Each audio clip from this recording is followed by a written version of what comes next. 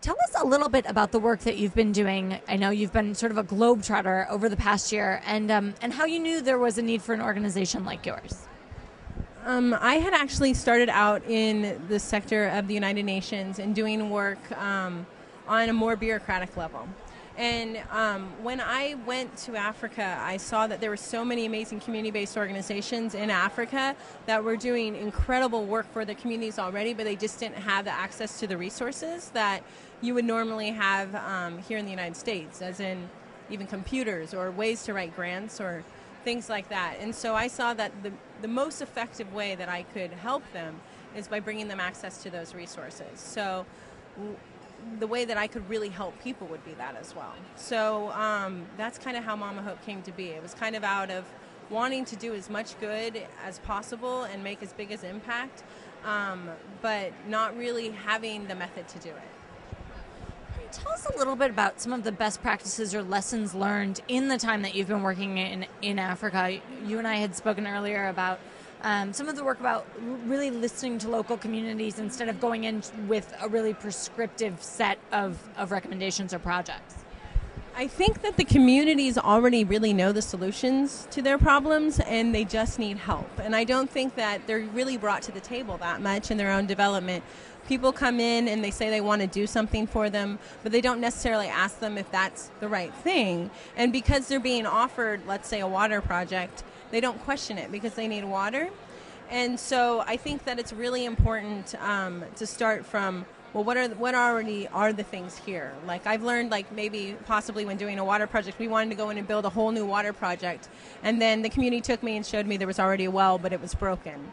And I think that there's a lot of money that is maybe going to waste because people aren't taking the time to bring the community in, even though they're the experts really in their own development, and bringing them to the table in that. So tell us a little bit about the work that you're currently doing and pending financing, some projects that you're looking to do with sort of younger people and college graduates.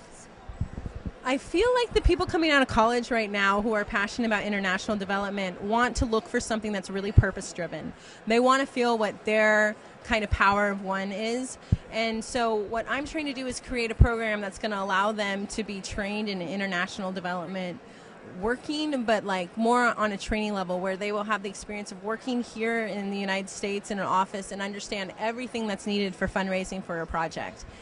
After that, they're actually going to go live with the community. So they'll be partnered with a project here. They will fundraise for that project. And then they will be going and working and living with the community. So we already have had people go through this thing. And we had one young woman able to raise $50,000 in 2 months. And she went and built a school in Tanzania. And so we're trying to find thousands of young people like her so that we can start to do those projects that one person could raise money for if they had the right training. $50,000 in 2 months is no small amount of money. How was it that this young woman was able to raise that kind of financing? I think that there's so many things right now, like Facebook and different ways that people can reach out to such large amounts of people. And really the average amount that people were giving was around $20. So it wasn't like people were giving a lot of money. It was just, I think people were inspired by her audacity to say that she was going to be able to raise that amount of money to build a school. And she just said, I have 3 months to raise this amount of money and I need your help. And people responded and they told their friends about it. And the fact that she went over and did it inspired them more, so they wanted to give more.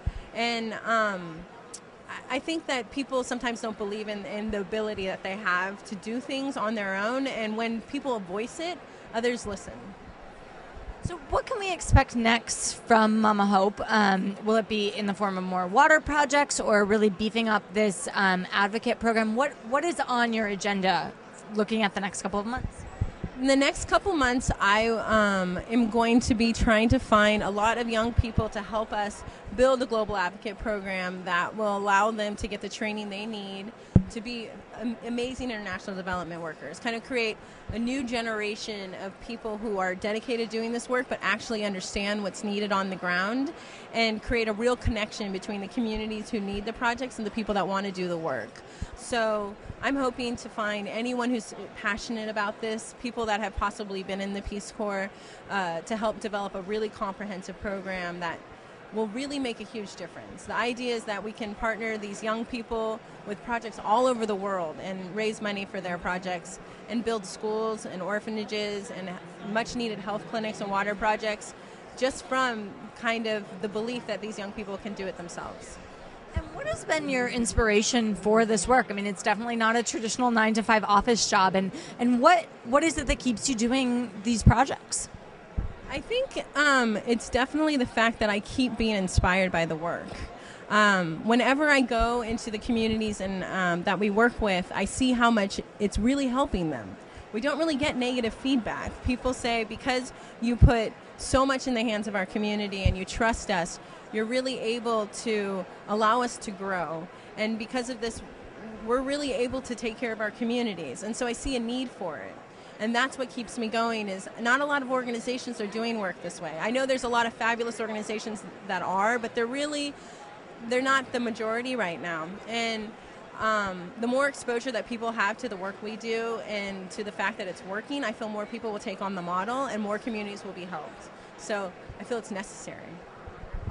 Well, it's a fantastic organization, and we wish you the best of luck. Thanks, Nyla.